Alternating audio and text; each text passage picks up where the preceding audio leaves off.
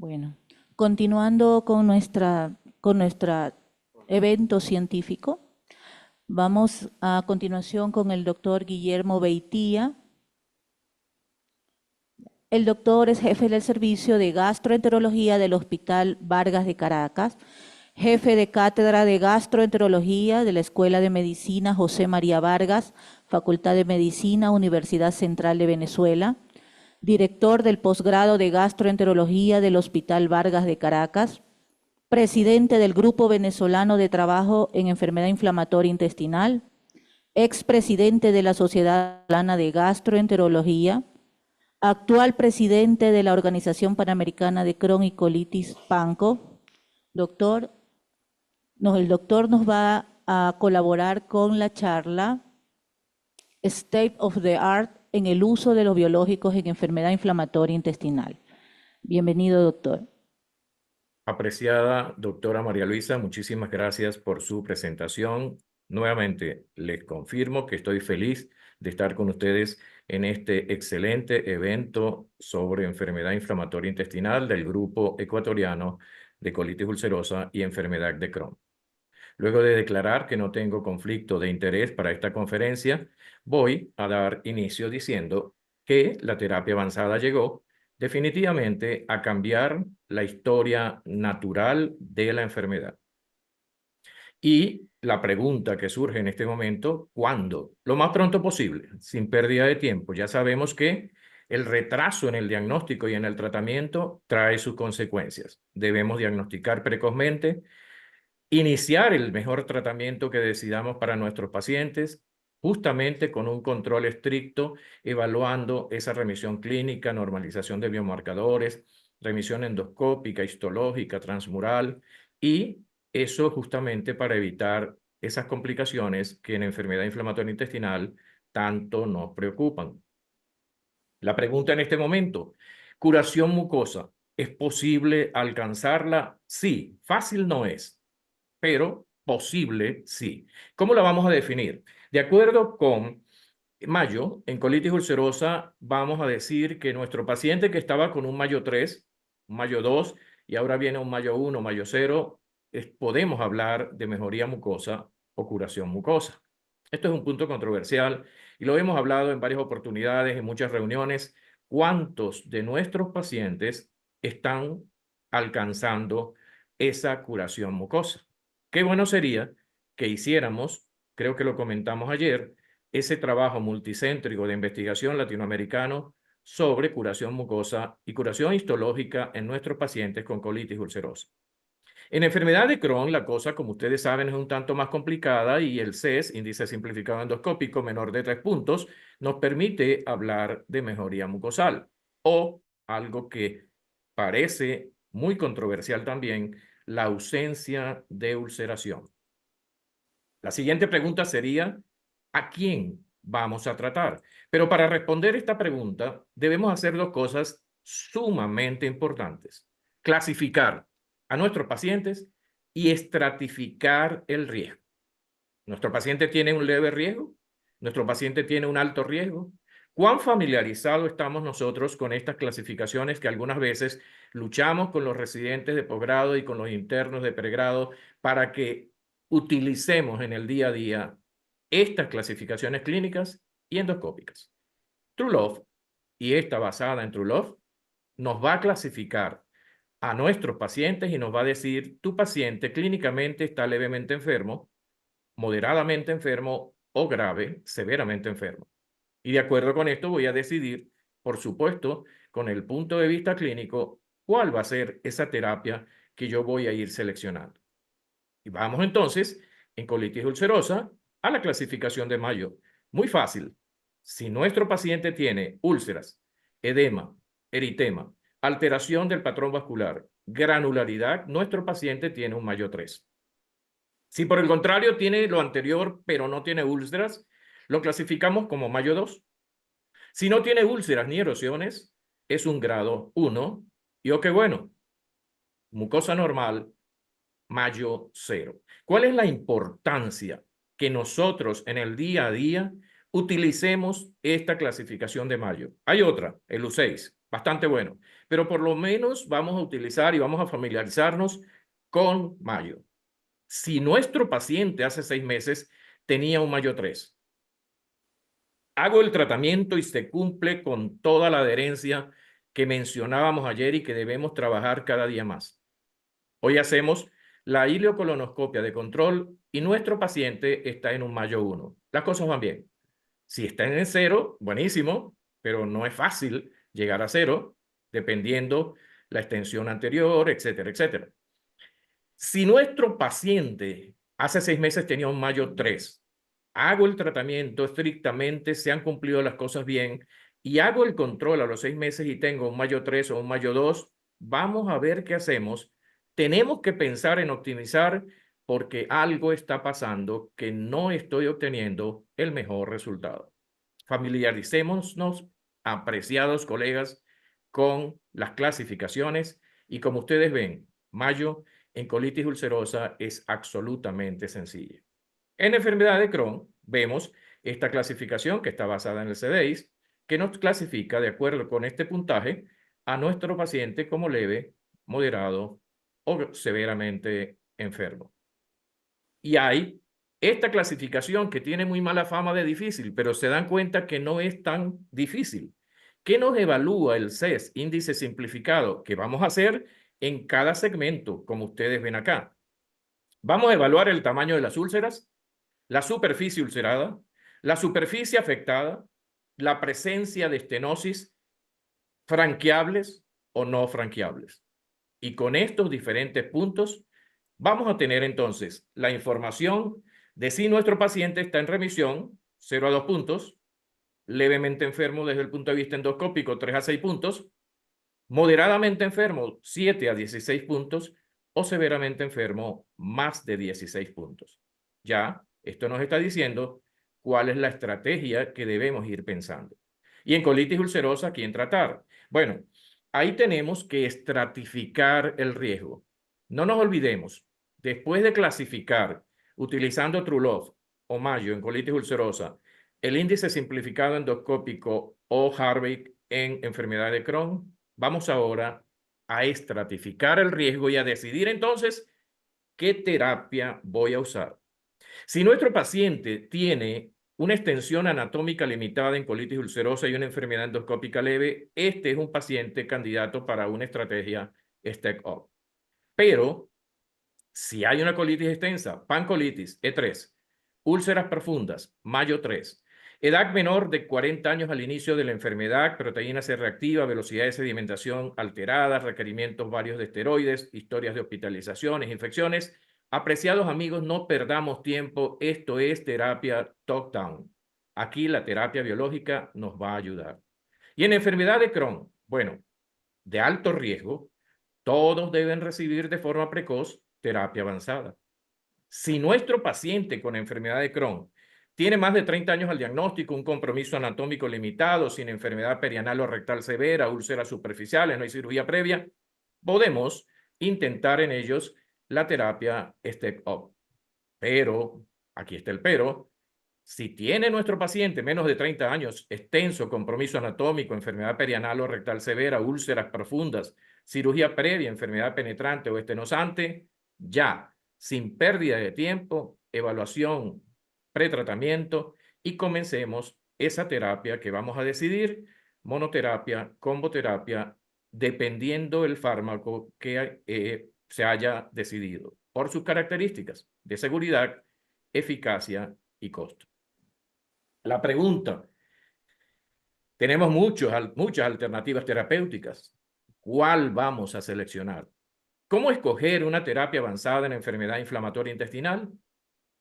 Bueno, acá vemos la larga lista de fármacos que están y que están por salir, que van saliendo.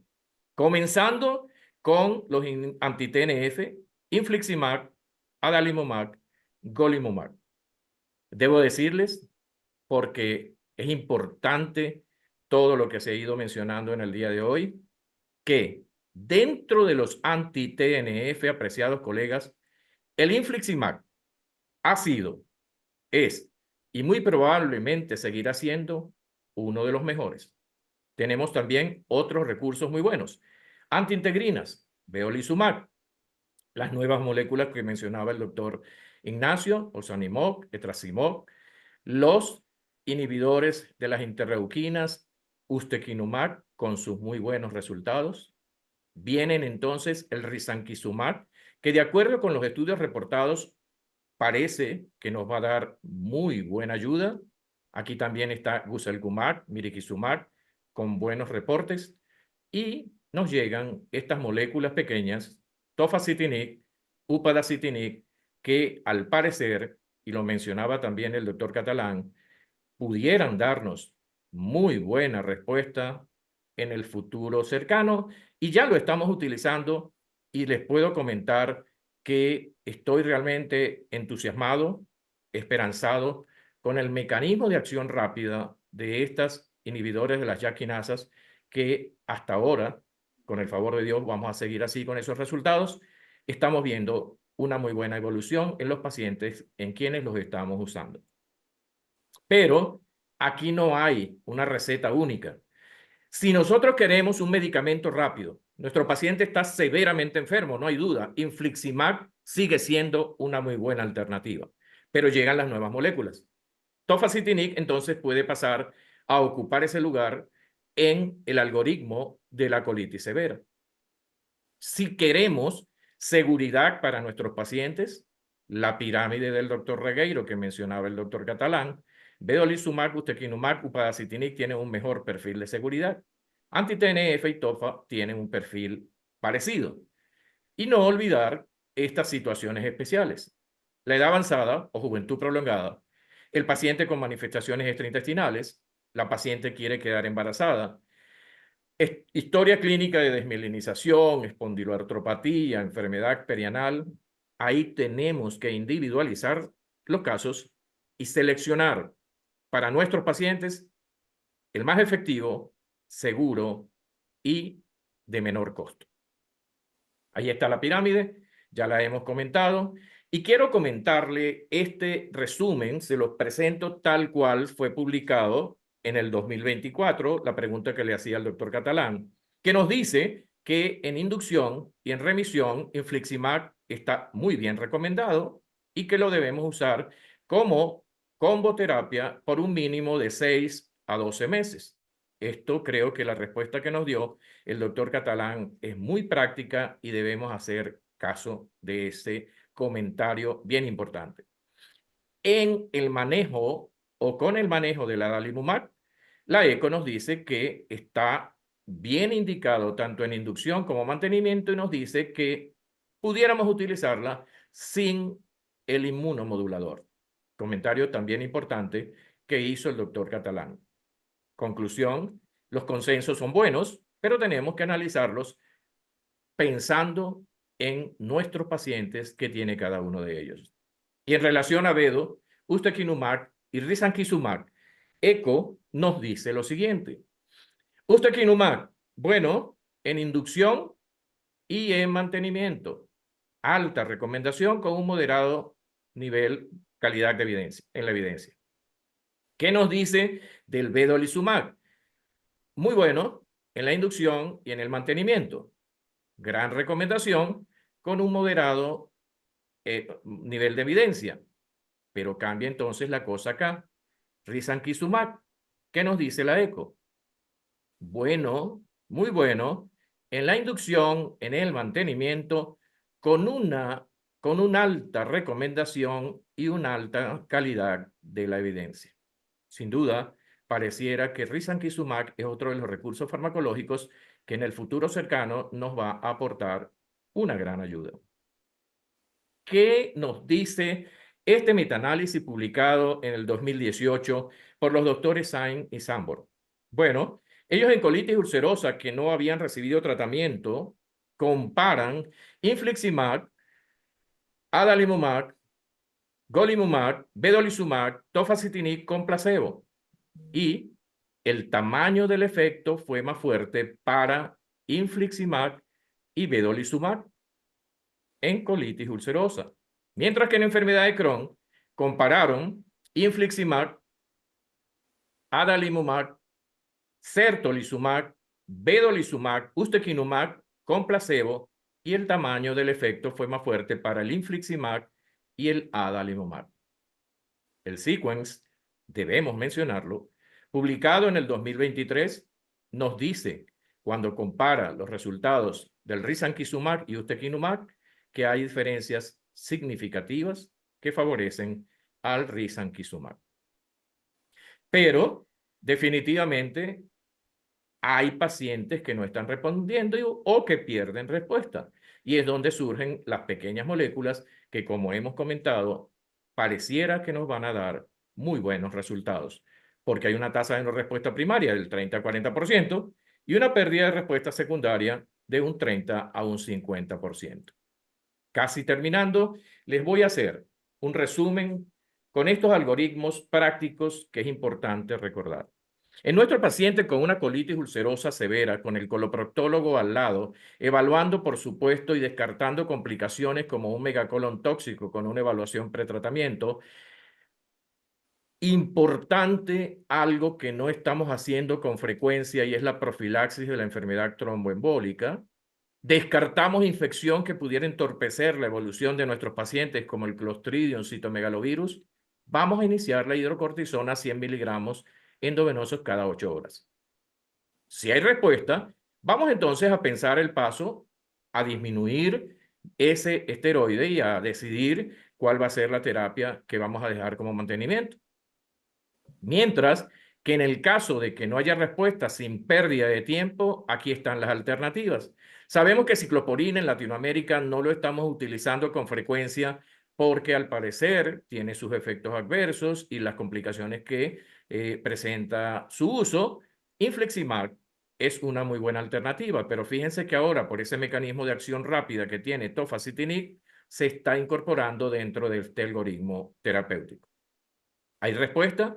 Bueno, vamos entonces con ese principio de que debemos siempre recordar en enfermedad inflamatoria intestinal, lo que funciona no lo debemos cambiar, vamos a seguir con ello. Si el infliximab funcionó, qué bueno.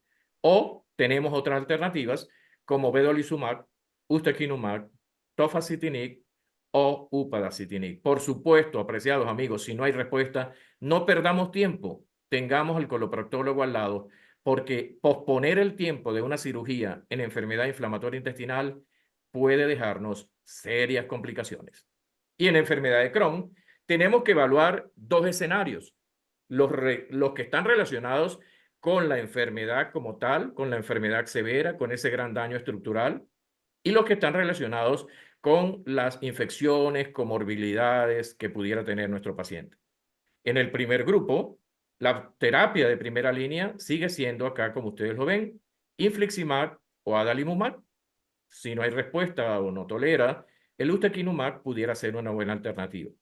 Mientras que cuando hay este escenario de riesgos del paciente por su seguridad, aparece en la enfermedad moderada terapia primera línea vedolizumab y en el caso de la enfermedad severa, terapia de primera línea monoterapia con ustekinumab. Y aquí no debemos olvidar y hacer este comentario que está publicado, como les digo, en este consenso de la ECO, que incluye la molécula pequeña upadacitinib como una terapia de inducción y mantenimiento en enfermedad moderada a severa. Repito, es importante siempre, apreciados amigos, tener al coloproctólogo al lado. Ese es un personaje valiosísimo dentro de nuestro equipo multidisciplinario.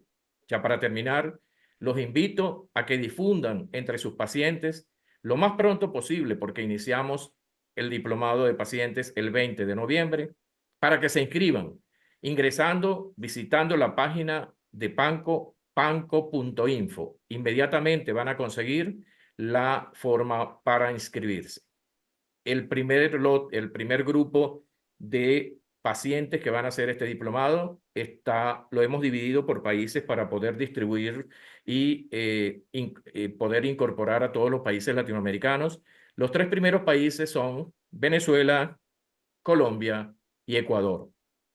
Ayúdennos, por favor, para que entre hoy y mañana muchos de sus pacientes visiten la página panco.info y se registren en este importante diplomado que los va a llevar al empoderamiento. Queremos que nuestros pacientes conozcan su enfermedad, aprendan a vivir con su enfermedad y sepan la importancia de la adherencia al tratamiento. Los invitamos para que nos acompañen en el simposio, tercer simposio PANCO, en el Congreso Avances en Gastroenterología, Avances en Enfermedad Inflamatoria Intestinal, que se realizará del 8 al 11 de diciembre en Orlando. Como ven, tenemos un programa realmente seleccionado con el mejor de los cariños para todos ustedes. Ojalá nos puedan acompañar. Termino de la siguiente forma, con las siguientes conclusiones. La terapia biológica es efectiva y segura en pacientes con colitis ulcerosa y enfermedad de Crohn. La intervención temprana con terapias biológicas de primera línea como estrategia top-down en pacientes de alto riesgo puede ayudar a evitar la progresión de la enfermedad. Debemos escoger la terapia biológica en base a severidad de la enfermedad, fenotipo específico del paciente, seguridad del fármaco y costo. Los anti-TNF son efectivos en enfermedad moderada a severa, donde se requiere una acción rápida, en enfermedad fistulizante, lo hemos dicho, y en manifestaciones extraintestinales. Risankizumab, vedolizumab, ustekinumab, guselkumab y los que están por llegar son buenas alternativas terapéuticas. Las moléculas pequeñas son indiscutiblemente fármacos prometedores. Apreciados amigos, muchísimas gracias por su atención.